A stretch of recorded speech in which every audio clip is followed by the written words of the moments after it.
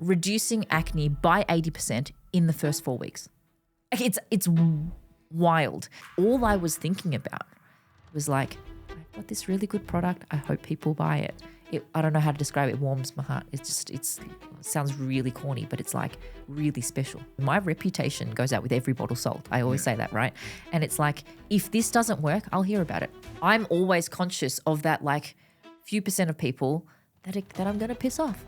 It's really important to show up and do the work, but it's also just really important to realize that this is not everything. My work and my success does not define who I am. Nobody cares except me. I'd stress myself so much because I hadn't done it by that time, but it saved me. Like systems saved me. Even when I was giving you pretty lame advice. Hill sprints. Viv, have you done your hill sprints today? Oh, shit. Simon knows when I haven't done my hill sprints. The hardest part of this business, I'm going to be truthful here, is... Hey, Viv. Hey, Thanks for coming in. So good to see you. So good to see you. We've had our first hug. Finally. I was going to say it was a little bit like, hold on. I was like, do I hug this man? I feel like I know this guy, but actually I've never met him. Yeah, we were saying that all day because we were doing a few pods while we're here, and it's really interesting to meet someone that you know that you've never met. But it's been really nice. I did say it was going to be on the slopes in New Zealand, but that didn't happen this we're year. here. So welcome to We're Melbourne. Here. Thank you very much. I guess. And welcome to the Spill the Tea podcast. Spill the tea. 60 seconds, Ish. Can you give us a Vivian Tam elevator pitch? Who are you when you're at home? And what's your background?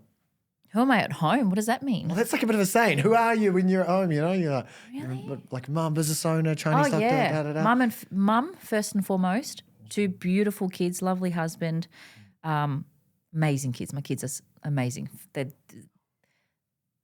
You can feel it. I can't even say what it is. I can't even put it into words. They're my life. But before I had kids, I am a doctor of Chinese medicine. And then I did what was supposed to be a side hustle called Zilch Formulas. Yep. Which is my herbal supplements brand, which is now my main hustle, which has been amazing. Yep. And all-time entrepreneur because I'm constantly, similar to you, what do I do next? And I've got this great idea and I've got this great idea. And, you know, in truth, they're all actually really great ideas. So I don't do it to chase the money. It's not at all about the money. It's about like finding this thing that I think everybody needs and then trying to get. And you like building a thing. You like putting the thing together. I like building the thing. You like putting the thing together. Because you had that other than Zilch, you had I had a play furniture. Yeah, kids couch brand. Yep. Which did amazingly, and just run into some problems with that, as you do with e-commerce. And you got a super secret deaky. I've got another secret project that is in the pet space. I don't know how much longer it's going to be a secret because it's going to be pretty phenomenal. Yeah. We've applied for the patents for it, so it's probably not that secret anymore. But watch this space. It's going to be epic. It's going to be epic. All right. And so you're a doctor. Do you get your DR in front of your name? I do. Nice. As long as I state what kind I am. Right. So Dr. Vivian Tam, Doctor of Chinese Medicine. Beautiful. Yeah. Or TCM, like, brackets TCM. That's amazing. Yeah. So I kind of deserve it. I studied for 5 years and then did a 6-month internship over in China. Yep. The mothership, went to the motherland, went to the sorry, not mothership, motherland, went to the motherland, did the clinical internship at this really prestigious TCM hospital there. So yeah, I deserve the title. TCM, is that traditional Chinese medicine? Traditional Chinese medicine, yeah. Sorry, yeah. And then how many years before the Zilchy thing you start to play around with it? Zilch Formulas came from one formula initially. It was an acne formula. Yeah. That was not actually made as a formula. It was actually a patient formula. Right. So essentially got my double degree, got my registration, started working. My specialty is skin, so acne, dermatitis, dermatology stuff and anti-aging.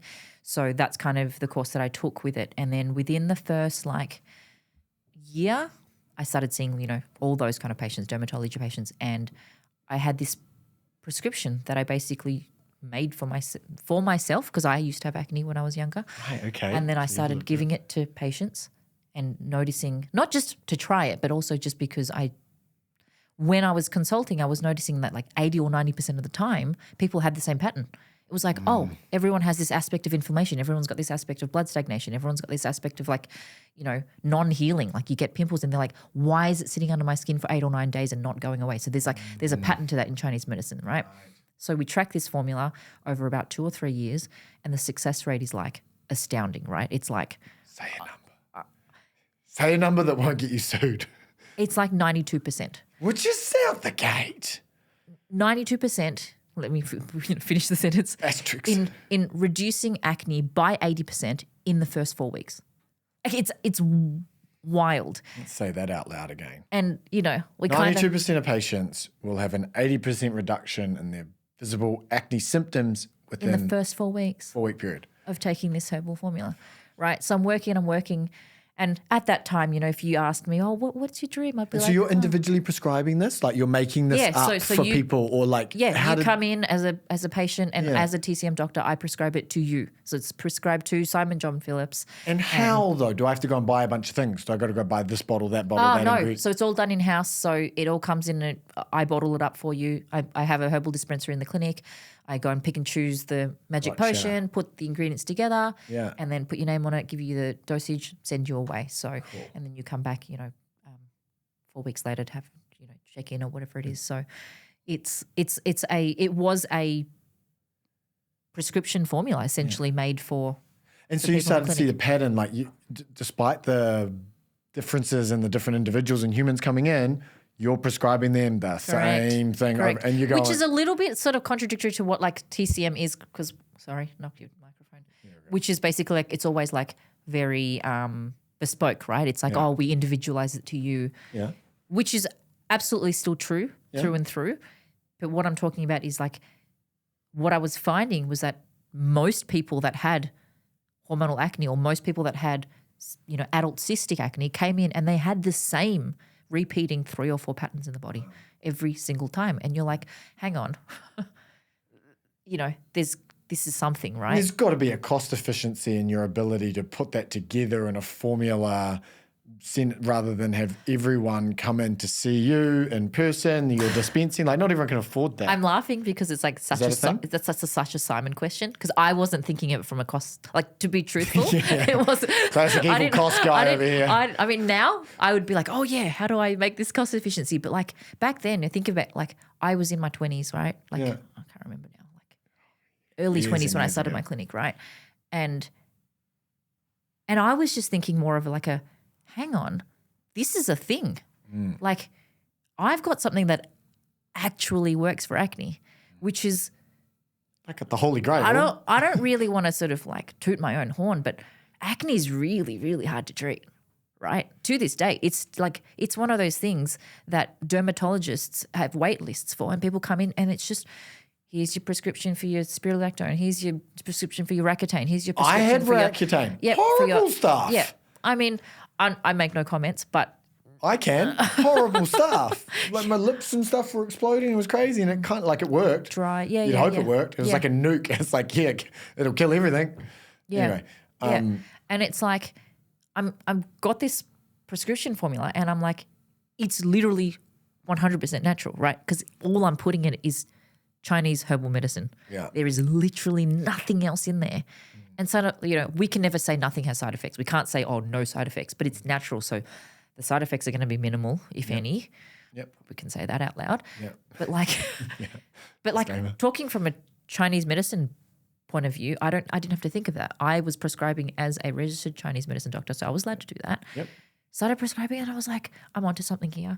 Yeah. And so like, you bring up the question of cost efficiency. Sorry, went off on a tangent. But actually what made me think of like, I need to turn this into like some product that people can just buy off the shelf quicker was authentically because I actually thought, I've got something here that can help acne sufferers and nothing really exists out there that can help acne sufferers that doesn't come with all these side effects. Do you remember what you went through when you were trying to solve your acne? To be truthful, I had acne from a teenager and it went well into my 20s and I tried everything. And I'm not just Yeah. like selling that story just because I'm trying to sell an acne product. It does sound like the story, But literally, I had, normal teenage acne, but I still remember going through school and people would laugh. Kids are assholes. Kids are mean. Got bullied and stuff like that. And then got to my 20s and, it wasn't so bad that I couldn't cover it up, but you don't, as a girl, as a woman, you don't really want to have that on your face. And so, yeah, I tried everything short of medication. I did try antibiotics, tried the pill, and the pill worked, but then I was terrified of coming off the pill. And that's a really common thing that I see in the clinic is like people coming in and like, I tried to come off the pill 8 years ago and I blew up with cystic acne and now I'm so worried about coming off the pill, but I'm trying to do family planning over the next year. I got married, I want to have kids. It's like, what do I do? So, it's so common. And so, for me, personally, I tried everything, couldn't find anything, started working as a doctor of Chinese medicine. Saw this pattern and then started treating myself first. Yeah. And then went, okay, it's been 2 months, my skin's clear, hasn't come back. This is something that's actually that's the cool part, right? Like what you do, and it speaks to why your business is successful because I deal with a lot of people that come to me so that they can like use all my marketing geniusy hacky things to like market their way through a okay product. Yeah. You've got like this thing that heals a really difficult problem at its root cause and it doesn't come back. So I think my guiding post is probably a little bit more authentic? Yeah. Than some of the competitors in the space, especially this space. Like I've been in direct response marketing for a long time and the acne market has always been full of charlatans because it's such a painful thing and you can display a transformation. It's built for direct response marketing. Any sort of skin condition stuff or like hair loss in men. I don't mean to call you out because it looks like you don't have much hair on your head. It's happening. But it's true, right? Like hair loss, so many gimmicky products. Acne, so many gimmicky products. Like it's painful to weight loss. It's another one. Yeah. But yeah, like I mean, it's funny because you say that and it's like it kind of pisses me off now because it's 2025. But when I launched it, it didn't. Because the truth is when I launched it naively and maybe now to my advantage, when I launched it, all I was thinking about was like, I've got this really good product. I hope people buy it. How do I do this? I mean, to give you an idea of how little I knew about like e-commerce and direct response marketing, I launched it on WordPress. It wasn't even on a Shopify store, right? So it's not a cardinal sin. Like it's being done. WooCommerce was there. Yeah, it was WooCommerce. That's it. Trauma gives me trauma. But, that back end, eh? It's a sticky back end. But like I didn't go into it going, how do I like get this into the hands of of course I wanted to get into the hands of tens of thousands of people, but the whole point was just like, I really hope that like people use this product and people like it and then it works.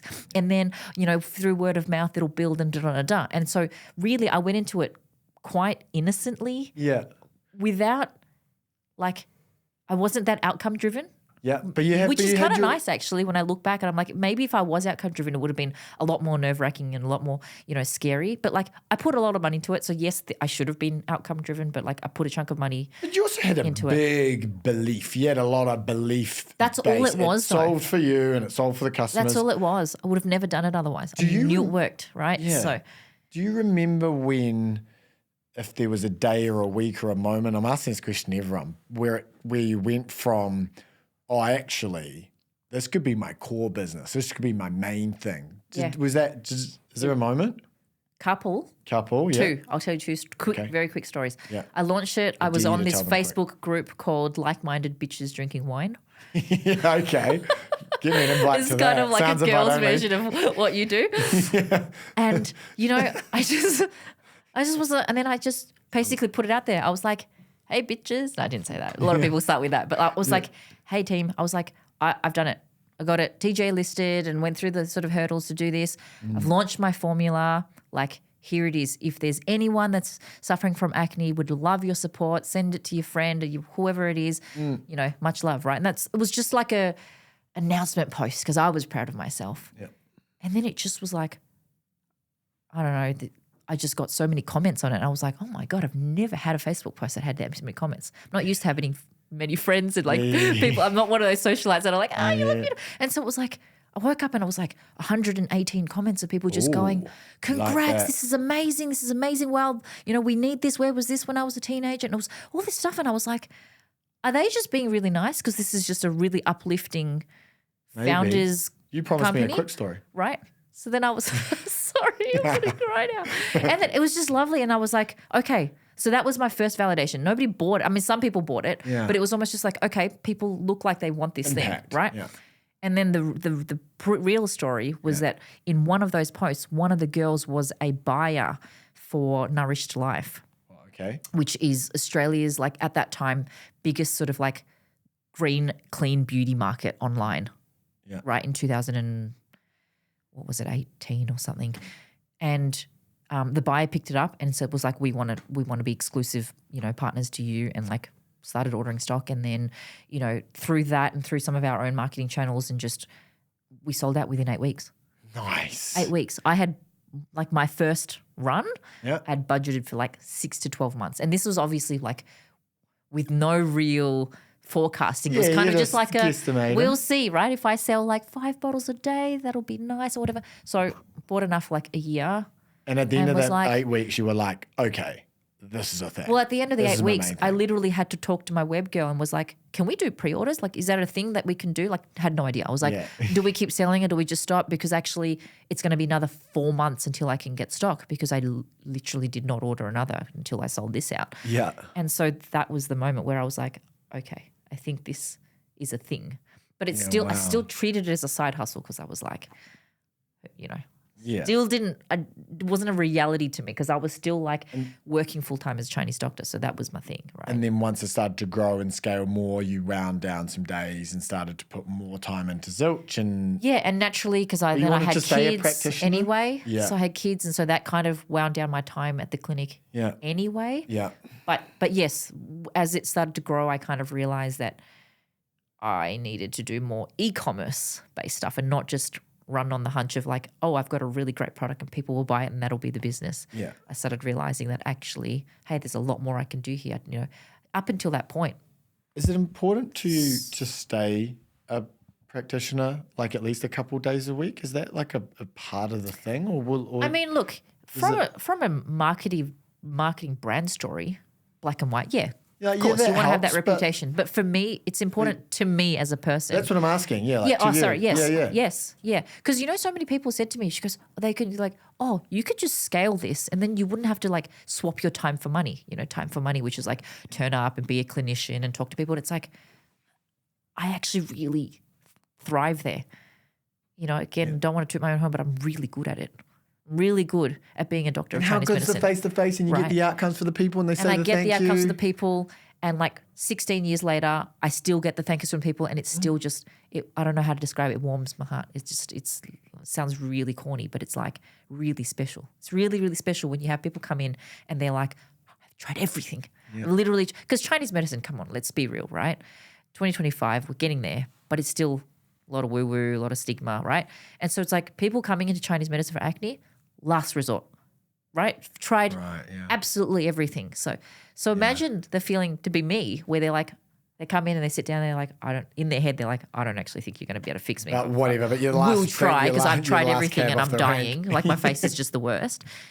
And then 3 weeks later, they come back and they're like, whoa. There's an angle in there, and that's part of that positioning conversation we had, where we're like, how can we position this as a clinical acne formula powered by Chinese medicine versus the other way around, to capture more of those people on the front end? So we're not last cab off the rank. Like, let's start there. Yeah. And so, and a lot of the work that I do, and a lot of the sort of like messaging through Zilch, if you go through the website, is about like, empowerment through education. Yeah. It's about just getting people to know that we don't have to be the last resort. There's actually something here. This is stuff that like has proven results. This is stuff that has, it's worth trying first. And it's worth trying first. And there you go. Nice segue into where we spoke a little bit earlier about this crowded space. There's a lot of gimmicky supplements. There's a lot of big false claims. There's a lot of guarantees. There's a lot of arguably uncertifiable messaging in the market, et cetera. And you're here going, I'm a doctor, I've got my reputation. How do you carve out and authentic. How do you retain your authenticity and your integrity in this and do the best for your customers, get as many people onto your product that actually works, while at the same time competing against pretty low ethic competitors in a lot of areas? It's been a journey, right? Like, how do you think about that? I mean, the real answer? Yeah, give me the real answer. The real answer is it, like I said, like naively didn't really think about that when I first launched. Yeah. Because I didn't need to. I just was like, I was so, like I had my blinkers on. I was just like, I've got a really good product. People will see that. That's all I need to focus on. You know, my brother, he gives me a lot of advice, and at the time was a management consultant, is now a life coach. So both are applicable to this piece of advice, but was like, just stay in your lane. Right? You've got a good problem. You've got a good product that solves a problem that people have. Just stay authentic. People will see that in the end, right? Yeah. But, you know. And then the market's developed. And then the market's changed now. So then now come 2025, probably the last few years, you know, e-commerce has blown up. Is this a COVID thing, or was this naturally going to happen? Yeah. Who knows? We can talk about that another time. But but yes, it's changed recently. Yeah. And I think that what we're seeing now is, like you said, a lot of these inauthentic products that have come out. And then I think also it's just like marketing has evolved, right? Content creators and like paid actors and like incentivized this and stuff, and like Instagram has changed and social media has changed. So, and the truth is Zilch is behind in all of that. We don't actually put a lot of, it's not that we don't put a lot of time in that, but it's like my team is not big enough. My company's not big enough for us to be putting money into that. And there's also boundaries you kind of won't cross, right? So it's like, how do you play the game and retain your integrity as... Yeah. Well, the truth is there's a part of this, it's like, you know, you hit the nail on the head before, but it's like I have a reputation to uphold. A lot of these gimmicky brands, they're faceless. You look at the brand story, they're like, oh, you know, I founded this with scientists and, you know, it's been proven to do this. And then you're just like, who are you? Like, actually, if I needed to like talk to you, could I? Could I find who you are? And if this was not a good product, is there anyone accountable for this? And the answer is usually no. And so for me, I'm putting I'm still a practicing doctor of Chinese medicine. So my reputation goes out with every bottle sold. I always say that, right? And it's like, if this doesn't work, I'll hear about it. If you're not nice. And if you are nice, you might write me, you know, an email and be like, oh, I tried your product and it didn't work. What else could I do? And I do. I have people writing in to my clinic looking for me, asking for advice about Zilch or about acne. And so it's like there is definitely that tie. And so that makes it harder because at the end of the day, Simon, you know, the product works, right? For a lot of people. But it can't work for everybody. There's absolutely no product out there that's going to work for everybody. Yeah. And so it's like I'm always conscious of that like few percent of people that I'm going to piss off. Yeah. That are like, I saw your marketing and it's just a crock of crap because, you know, I tried it and it doesn't actually work. And it's like I just really literally will personally reply to these people and be like, oh, it's actually Dr. Vivian, and like we are really trying to be authentic, and we really, whenever we say it's going to work, it's because we really think it's going to work, and that's right? the answer in there, and is you're doubling down. You're doubling down on the authenticity. You're showing up. You're there. I am here. Yep. It's all good. Let the other guys do whatever they're going to do. I'm just going to have to It doesn't really change what I do at all. You said competitor before, and I don't see it as that. I just see it as other people in the same space, you know, trying to get the money from the same type of people that I'm trying to get the money from, like the sale from. Yeah. But actually it's not a competition because I don't do what they do and they don't really do what I do. Yeah. And it's fine. Like my brother said, stay in your lane, right? Like that's the right energy to have. And I think. And there's bits and pieces where I think I've been an encouraging force there, especially with like really authentic, integrity-led, real scientists with their name on it. Yeah. It's more difficult to get the direct response marketing stuff in there. But I think there's without sounding gimmicky, because you can't go there. If you lose your soul at that point, and it feels like the way the market's developing, environments like this, more conversations like this, is it's actually swinging back the other way to some degree. People are tired and fatigued from another big claim. You know? Yeah. And so and this question of like every time you see something, you're like, is this real? is this real? Is this real? Yeah. Yeah. And so the business, you sell out 8 weeks and then you go on a bit of a tear, right? Like Just took off. Yeah, Took the off. momentum. Yeah, it was one of the questions. wild. Yeah, one of the questions I have for you is, I mean, I've had the experience of a big peak and then some struggle points, and maintaining, just maintaining a positive mindset throughout, and like seeing the light at the end of the tunnel. Yeah. Would you be able to speak to having heights, having lows, and Got the tissues ready? yeah, all a bit of tears, and sticking it out, and like, has it been really fucking hard at times? Or? Yes. Yeah. I mean, authentically, the answer is yes. And I was actually going to say on that piece when you were talking about losing, it being soulless, is just like the reason why I, stay authentic because we could, right? Like you said, the product is one of those products that we could kind of go direct to response and we use all this marketing, stuff. But it's like at the end of the day, I'm too anxious of a person to get away with doing things like that. Yeah. Because I'm not going to be able to sleep at night. Yeah. I live by these. I mean, I genuinely just think I'm a good person.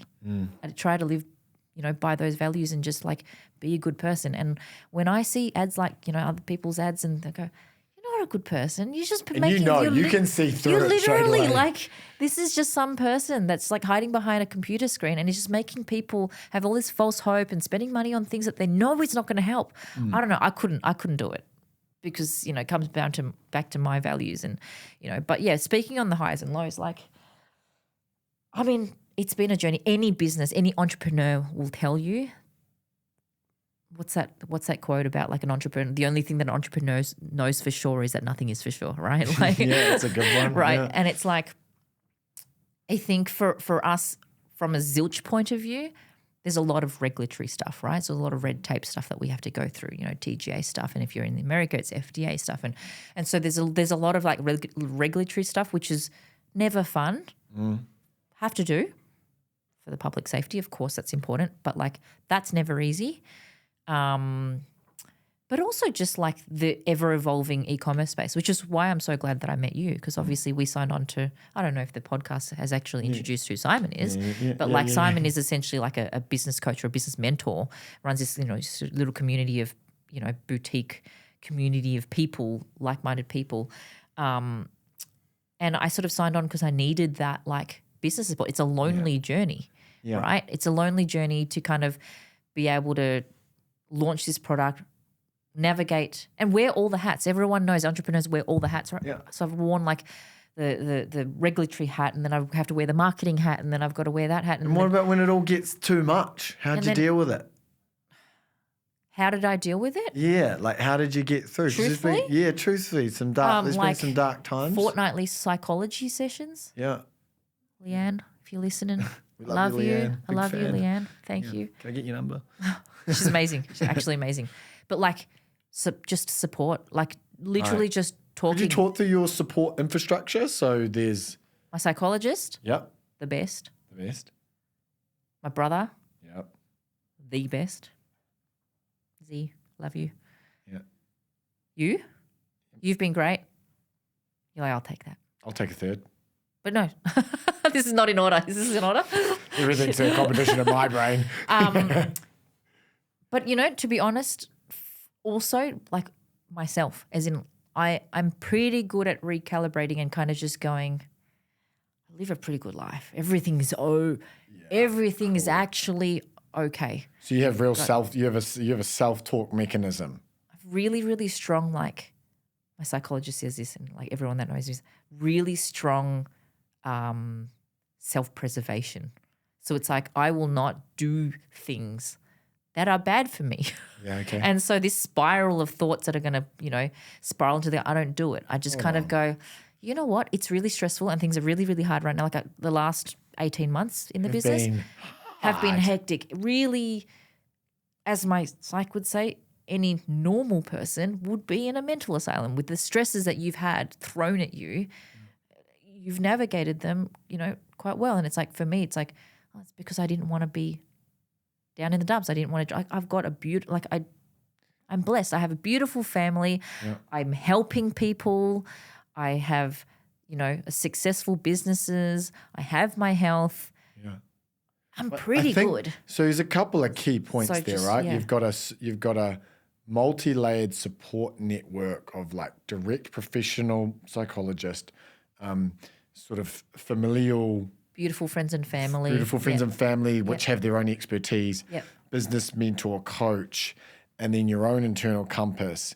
And you're able to zoom out, get perspective and go, everything's hard right now, but we're not going to give up. We're just going to keep turning it over. Because that's what I've seen in you over the last 18 months. And we've had plenty of conversations where they've been like, Not business chats, just like, oh, Simon, get me out of this. Get me out of this. I'm in a bad place. And it used to be, what happened to the 10x MER? Does my business suck? You're like asking me like, do I suck? Does my business suck? Because it used to just print money, didn't it? And it's like the market shifts, everything changes and it's rolling. And throughout the whole thing, even when I was giving you pretty lame advice. Hill sprints. Viv, have you done your hill sprints today? Shit.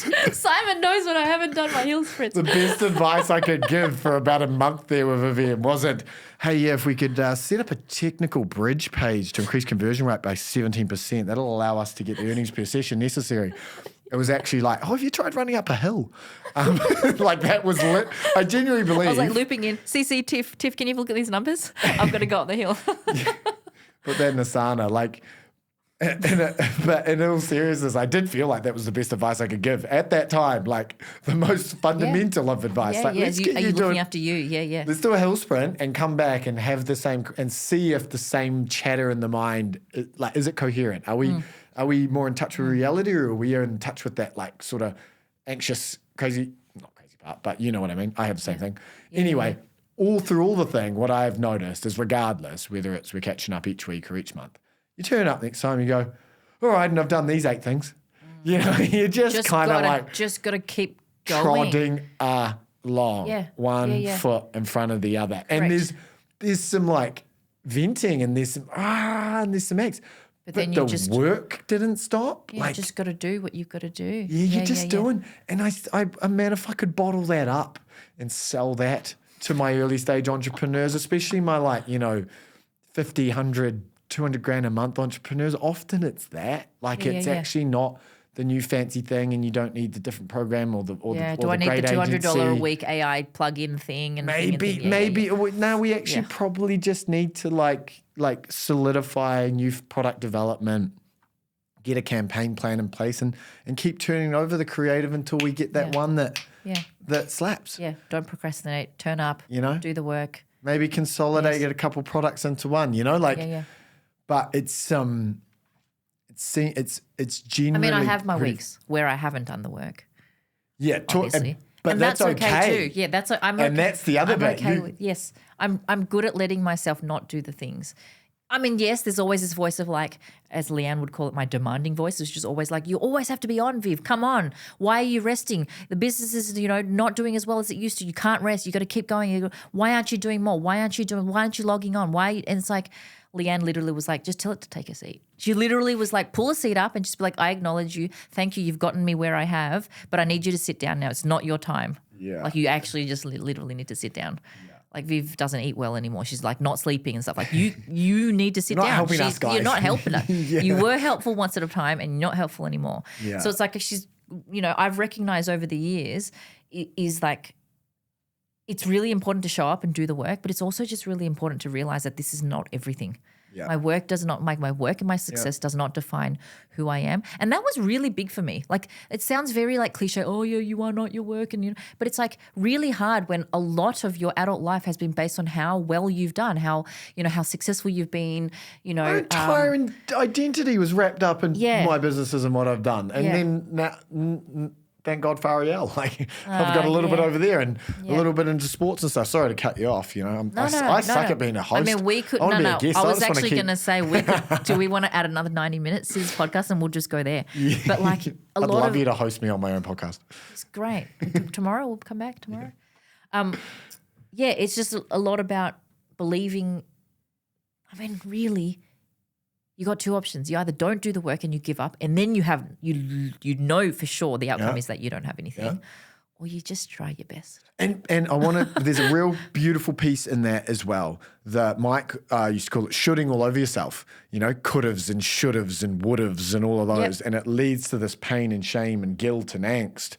And so I would get myself, my procrastinating, anxious, destroy my life activity of choice is YouTube. For hours on end, obsessively. And I'll watch one video and then I'll watch 3 hours and then I'm so upset with myself for doing it. I'm into this like parasympathetic and dorsal state where I'm basically paralyzed going, I hate myself just watching. Yes. And he's like, if you're going to watch some YouTube, watch some YouTube. And so then you go and you sit down, you watch 3 hours and you watch it. And because you're not hating yourself as you're doing it. Correct. By the time you've done 2.5 hours, you're like, I'm done with this now. Yes. And you can move through. If you're going to waste your time, at least enjoy wasting your time, right? At least enjoy. And I never did that. Get the dopamine from the wasting of the time, and then it wouldn't actually be a waste of time, right? And then you start the work, and then you do the thing. And so for a decade of my life, I was like paralyzing myself, not even enjoying because all you thought you could do was something that was going to be successful, like success driving, right? Like some actual work or some and that would drag it out. So then, so when you say I have a week where I don't do the thing. When you hate yourself for having the week where you don't do the thing, that could turn into a month or a quarter where you don't do the thing. But when you let yourself have your week, you can turn up next week, show up, and move forward. And so that's that impressive thing. In kickboxing, you don't want to be forward pressure the whole time. You're forward and then there's a little break. And it's that rhythm or pattern exists, I think. But the other thing that I broke within myself that's been really powerful is that nobody cares except me. Literally, no one is asking me when that new formula is coming out or, I have to launch that new optimized website by because I said so. I told myself by July we would do this. And then once upon a time, I'd stressed myself so much because I hadn't done it by that time. And now it's just like, you know what? I'll put a goal for 3 months. And if it takes me 6, then it took me 6. Lovely. And literally that's lovely, and it took 6 because it just had to take 6. Lovely. And who cares? And actually, who cares? Like literally me. Who cares? Yeah. And no one else. Maybe Tiff because she's like, Viv. Yeah. She's like, come on, man. But I pay her to be on my butt, right? So you're buying that. All right. Well, let's. That's great. The story's amazing. Can we change gears a little bit? This is our spill the tea section. Okay, go. Have we got any? Have we got any juicy numbers that you could share from like working with the accelerator? Did we find out any of those? Juicy numbers. Yeah. All right. What do you got? We definitely have growth. Yeah. We've got okay. Let's be authentic. Let's talk to the story. And this is for whoever is listening, and maybe to you, you will remember this. But when I signed on, things were on fire. There were things in the business that were, and at no fault of our own, there were supply chain things or, like regulatory things or legal things or whatever it was. There were lots of things. And it should have, in most circumstances, killed us. Then we joined the TEA, which was MEA at the time. Off the back of my Simon basically pitch. Was like, honestly, trust me, it'll be way better than it. Literally was Simon thing. Just basically be like, and to close the deal, you will personally have my personal phone number, and I will personally make sure that you succeed. And I was like, this guy's just nah. Do I believe this guy? Because he's just. But actually, you are. Because here we are sitting like 2 years later, sitting in a podcast, having tea. I mean, you didn't quite get that right, but and so like anyway, when we joined, it wasn't that we were in need of it, but I was really looking for support to be like, okay, what do we do here? Where do we go? And I think, in spite of the challenges that we were facing, to have that 20% growth, within the next 6 to 8 months. Was amazing because really, if it was going on the trajectory that it was going, it should have at least been what I was doing or less. Yeah, regions were getting shut down. Big regions were getting shut down, and again, nothing that I could control. Just was what was. Yeah, so to maintain and grow by 20% through a pretty catastrophic period, and I think develop a lot of pretty robust systems. I was like just going to that get to that. The systems is probably what's not saved the business, because the business is great. I'm not going to give you too much credit No, for don't it. give me too much credit. But it saved me. Like systems saved me. I went into it, and I like to say now, if it can't be like, is the word systematized? If it can't be systematized, I'm not interested. I'm not even going to do it. Yeah. Right. So now I'm not everything I into go it. into it kind of going, can we put a system to this? What's the sort of like SOP that we can write on this, for this task? So like what MEA has been really amazing for is just kind of helping me really realize that a lot of growth in the business is just supported by the people and the contractors and the systems that you've got in place to help it thrive. Because we didn't need to work on the product. We got that down pat for sure, right? And then it was all the other stuff that I hadn't think, because I'm not a business person. I wasn't. I was a Chinese doctor, right? So I was kind of essentially more of a scientist than I was a business person.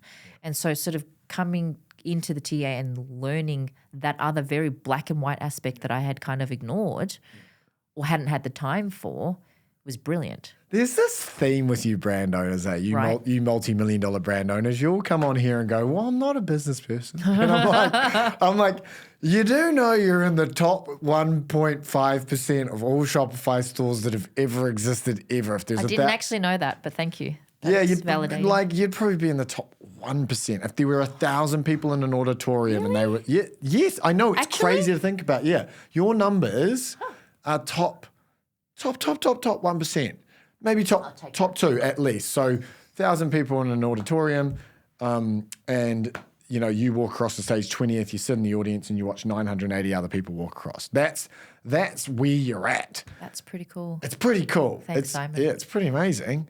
But I just Russ is like, oh, I'm just a mechanic. I'm like, yeah, well, you're a great business owner. And Eleanor was like, I'm a designer or whatever. Yeah.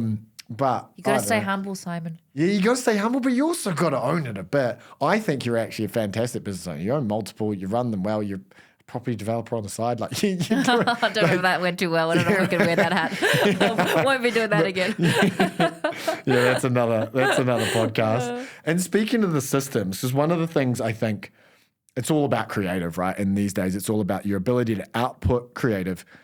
You've got a really well-rounded aesthetic, and you've got to compete in this space where you're delivering an emotional message, but you don't want to fall into that miracle cure or hypey stuff. Yes. We can't even anyway, actually, because it's regulated. See, advertising is regulated under these. But the other guys are doing it, but we're not going to. Anyway, what's your creative system look like? Could you talk to that? How do you... The hardest part, add creatives. The hardest part of this business, I'm going to be truthful here, is the creative part, because I know that I have to show up, and I'm camera shy. It's not that I'm camera shy. I just don't really like it. I'm not doing well on these cameras. I'm not really on social media. I don't really even know how to post anything on Instagram. So how have we got around that? What's the ad creative system that allows you to? Tiffany. Yes. So we have this system. It's a cadence. It's basically talk me through it. It's a 4-week cadence.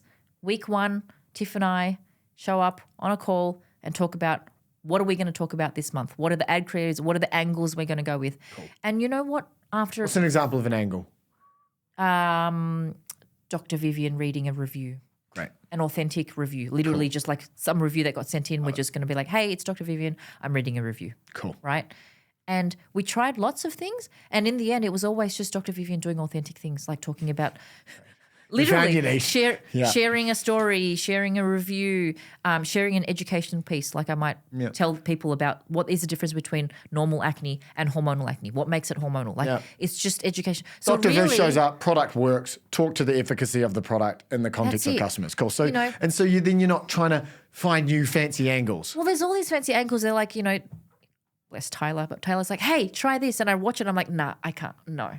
It's just not us. Do you know, like script a story, agitate the pain points. And I'm like, I don't need to. People that have acne they know the pain points. I don't need to tell them, how does it feel to wake up in the morning and have 5 new pimples? Like, we don't need to do that because people kind of know. So sorry, we could try a little bit more. But back to the cadence though, because that's good. So week one, ideation we talk about and what angles. It is. So we like, okay, what worked last month and what are we going to do this month? Right. And then essentially it gets assigned. These are my ads. These are Tiff's ads. Who does? And then I literally just do the work. I will show up at the clinic and I will do my filming. Yep. And then it gets sent back to Tiff, and then she gets the video editor to edit the videos because that's not a good use of your time. It's not even that. I just don't know what I'm doing. Yeah, don't like it. Yeah, whatever it would take someone 20 minutes would take me 7.5 hours. It's one of the first things that these founders should offload. Is delegate what pack in the orders, get rid of that, and the video editing. Packing orders, I have to say, it's kind of exciting because you get to see 20 orders today. Like you get to. It's that juicy bit that you get to, Take us to week 3. What happens in week 3? Is that just editing and... So week 2 and 3 is me doing the work. Cool. And then week 4, it gets back to Tiff where she loads it into this gorgeous spreadsheet that we have. I think you actually asked me to share it to you because you loved it so much. Yeah, it's a goodie. It's really great. And then that's where all the content and copy and stuff gets thrown in. And then that's where our social media buyer jumps in and goes, it's all in one place. I can see the ad that I'm putting up with the content that I'm putting with it and the caption that I'm putting with it, and then it goes through.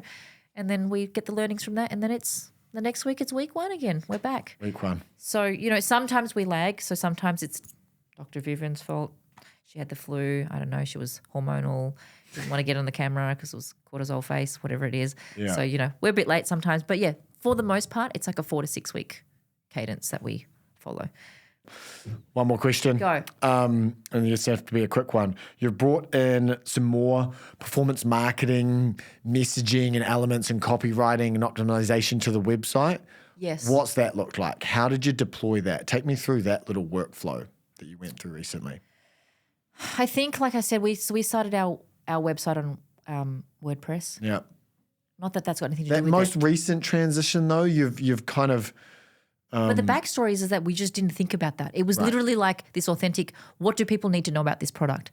Put that on the website. What are people saying about the website? Oh, we could use some testimonials. Put that on the website. All the real ones that people send in, put it on the website, put some photos up. And then we just like ran with that for years and years and years and years and years and years. And then someone in TEA basically reminded me, probably you, hey, it's 2025. You can't kind of just run with a really shonky website that doesn't, is not optimized for selling. You need more, call to actions. You need more of this. And so we kind of just went down that rabbit hole of like, okay, what are other brands saying and doing? And we're talking like brands from like shower heads, like not even acne brands, just like what other brands are doing well that have good conversion that, so we're playing the game a little bit. Like, all right, we're going to retain authenticity. Dr. Viv. Jumped into a couple of your gyms and spoke to a few people about what's working for them, and then kind of just going, let's implement them, put them into, even something as simple as that's too chunky, put that in bullet points, right? Or make some pretty icons out of that and put that on the webpage. Make the announcement bar bigger text, have some more call to actions, put your reputation more out there, like things like that really should be pretty straightforward. Yeah. We're not in there. And so we did that, and the conversion rate jumped up, which is great. The direct you brought in a little bit of that direct response edge just to top it off.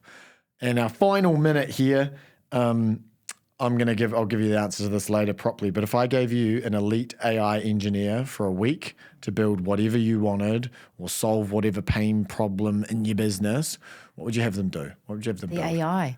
Yeah. Oh my God. If you get to get an AI agent or this AI system, what would it do for you? I always say that I'm not eloquent with like my writing. Mm-hmm. So it would probably be just content. It would just juice out all the things that I want to say and know, like knowledge-wise, and put it on paper in a usable way. So whether that's like I need something for the website or I need something for ad copy or I need something. So it's really just content, which ChatGPT already does. Yeah, but we can tighten that up so that you could just chat to it through WhatsApp or Slack or whatever. Yeah, and just be like, hey, I'm trying to say this. How do I make this sound like what it should be professionally? Amazing. Yeah. Okie dokie. Wait, do I not have 30 seconds to tell everybody how amazing you are? Okay, yeah. I don't think so, but we're going to do it anyway. Sorry, engineer. If we don't look at him, he's looking if angry. we don't look at him, but he's never going to invite me back. I wanted to actually just use this time to thank you because the truth is and this is like Simon literally has not paid me to say this, and I am jumping in authentically because that's who I am, is it's like Simon actually just wants everyone to do really well.